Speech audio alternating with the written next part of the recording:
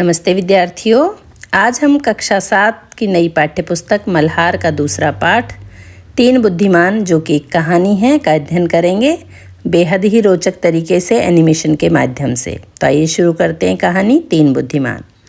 एक समय की बात है कि एक निर्धन व्यक्ति के 3 बेटे थे।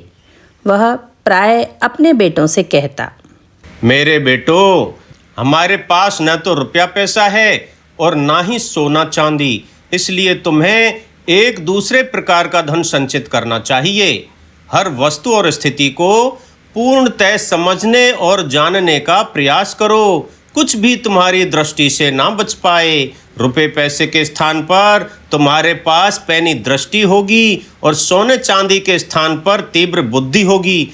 ऐसा धन संचित कर लेने पर तुम्हें कभी किसी प्रकार की कमी ना रहेगी और तुम दूसरों की तुलना में 19 नहीं रहोगे। समय बीता और कुछ समय पश्चात पिता चल बसे। बेटे मिलकर बैठे। उन्होंने सारी स्थिति पर विचार किया और फिर बोले, हमारे लिए यहाँ कुछ भी तो करने को नहीं। आओ घूम फिर कर जगत देखें। आवश्यकता होने पर हम चरवाहों या खेतों में श्रमिकों का काम कर लेंगे। हम कहीं भी क्यों ना हो भूखे नहीं मरेंगे। अंततः वे तैयार होकर यात्रा पर चल दिए। उन्होंने सुनसान वीरान घाटियां लांघी और ऊंचे ऊंचे पहाड़ों को पार किया। इस तरह वे लगातार 40 दिनों तक चलते रहे। उनके पास जितना खाने पीने का सामान था अब तक समाप्त हो चुका था। वे थककर चूर हो गए थे और उनके पैरों में छाले पड़ गए थे, किंतु सड़क थी कि समाप्त होने का नाम ही नहीं ले रही थी। वे आराम करने के लिए रुके और पुनः आगे चल दिए। अंत में उन्हें अपने सामने वृक्ष और मकान दिखाई दिए। वे एक बड़े नगर के पास पहुंच गए थे। तीनों भाई बेहद प्रसन्न हुए और शीघ्रता से पग बढ़ाने लगे। जब वे नगर के निकट पहुंच गए तो सबसे बड़ा भाई अचानक रुका। उसने धरती पर दृष्टि डाली और बोला, थोड़ी ही देर पहले यहाँ से एक बहुत बड़ा सा ऊँट गया है। वे थोड़ा और आगे गए तो मंझला भाई रुका और सड़क के दोनों ओर देखकर बोला, संभवतः वह ऊँट एक आंख से देख नहीं पाता हो। वे कुछ और आगे गए तो सबसे छोटे भाई ने कहा, ऊँट पर एक महिला और एक बच्चा सवार थे। बिल्कुल सही। दोनों बड़े भाइयों ने कहा और वे तीनों फिर आगे बढ़ चले।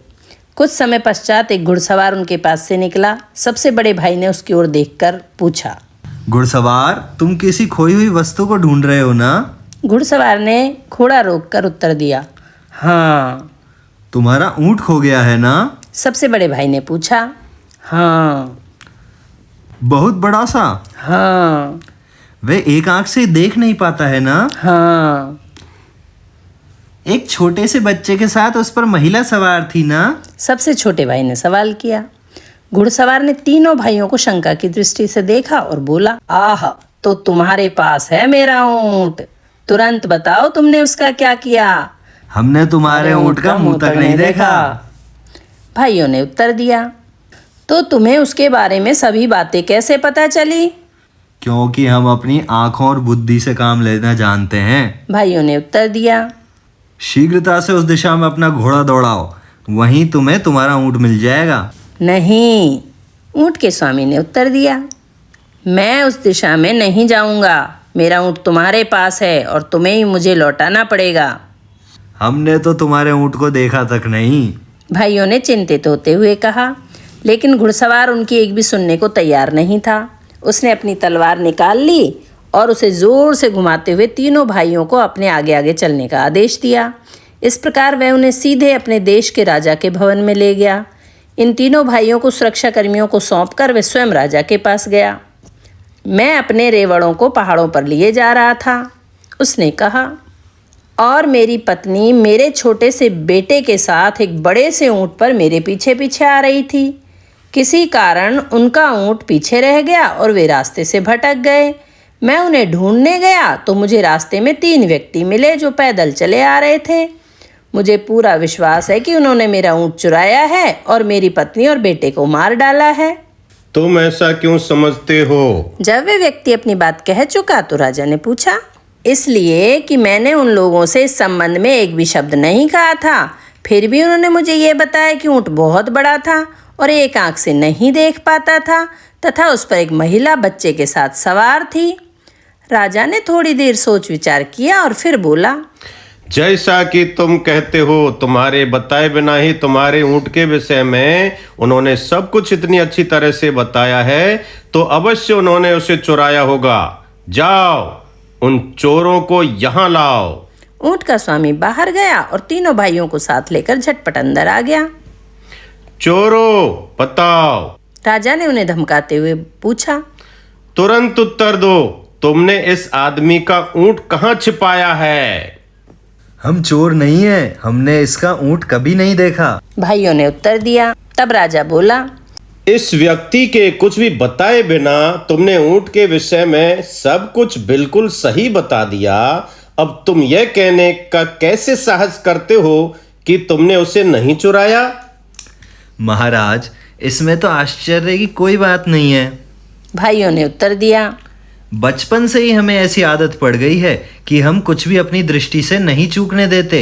हमने अपने परिवेश को पैनी दृष्टि से देखने और बुद्धि से सोचने के प्रयास में बहुत समय लगाया है। इसीलिए ऊंट को देखे बिना ही हमने बता दिया कि वह कैसा है।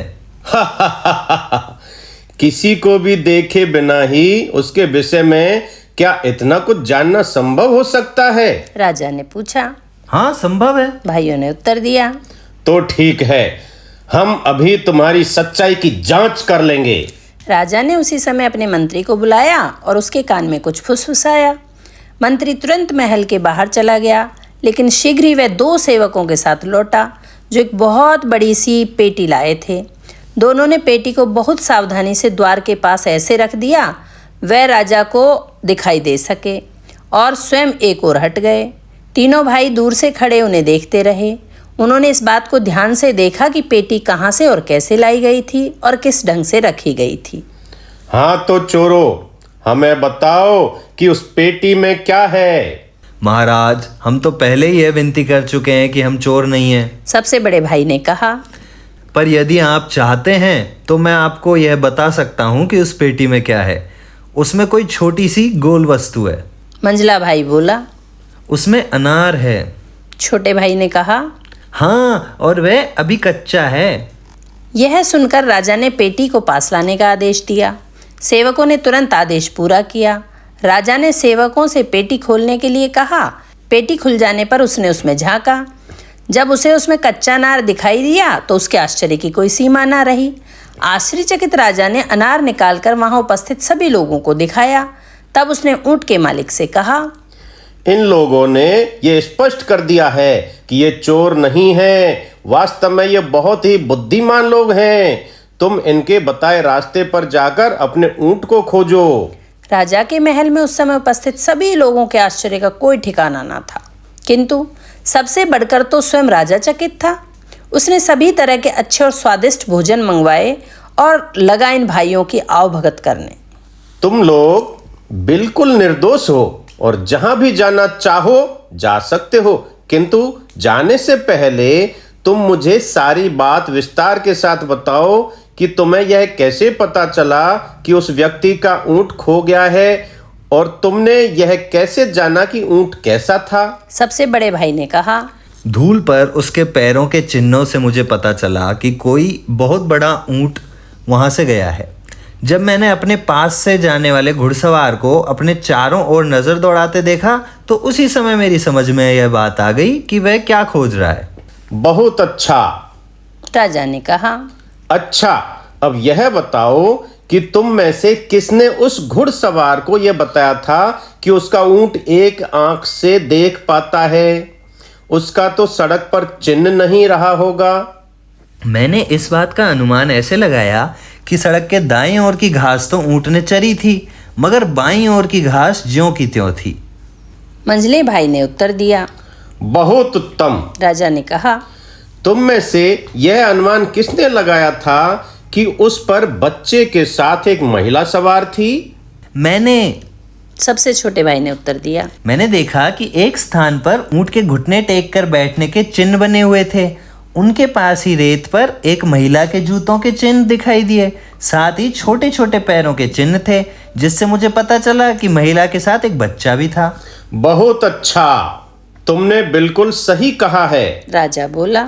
लेकिन तुम लोगों को यह कैसे पता चला कि पेटी में एक कच्चा अनार है? यह बात तो मेरी समझ में बिल्कुल नहीं आ रही। सबसे बड़े भाई ने कहा, जिस तरह दोनों व्यक्ति उसे उठाकर लाए थे उससे बिल्कुल स्पष्ट था कि वह थोड़ी भी भारी नहीं है। जब वे पेटी को रख रहे थे तो मुझे उसके अंदर किसी छोटी सी गोल वस्तु के लुढ़कने की ध्वनि सुनाई दी। मंझला भाई बोला, मैंने ऐसा अनुमान लगाया कि चूंकि पेटी उद्यान की ओर से लाई गई है और उसमें कोई छोटी गोल वस्तु है तो यह अवश्य अनार ही होगा, कारण कि आपके महल के आसपास अनार के बहुत से पेड़ लगे हुए हैं। बहुत अच्छा, राजा ने कहा और उसने सबसे छोटे भाई से पूछा, लेकिन तुम्हें यह कैसे पता चला कि अनार कच्चा है? इस समय तक उद्यान में सभी अनार कच्चे हैं, यह तो आप स्वयं ही देख सकते हैं। उसने उत्तर दिया और खुली हुई खिड़की की ओर संकेत कर दिया। राजा ने बाहर देखा तो पाया कि उद्यान में लगे अनार के सभी वृक्षों पर कच्चे अनार लटक रहे हैं। राजा इन भाइयों की असाधारण पैनी दृष्टि और तीक्ष्ण बुद्धि से चकित रह गया। धन संपत्ति या सांसारिक वस्तुओं की दृष्टि से तो तुम धनवान नहीं हो, लेकिन तुम्हारे पास बुद्धि का बहुत बड़ा कोष है।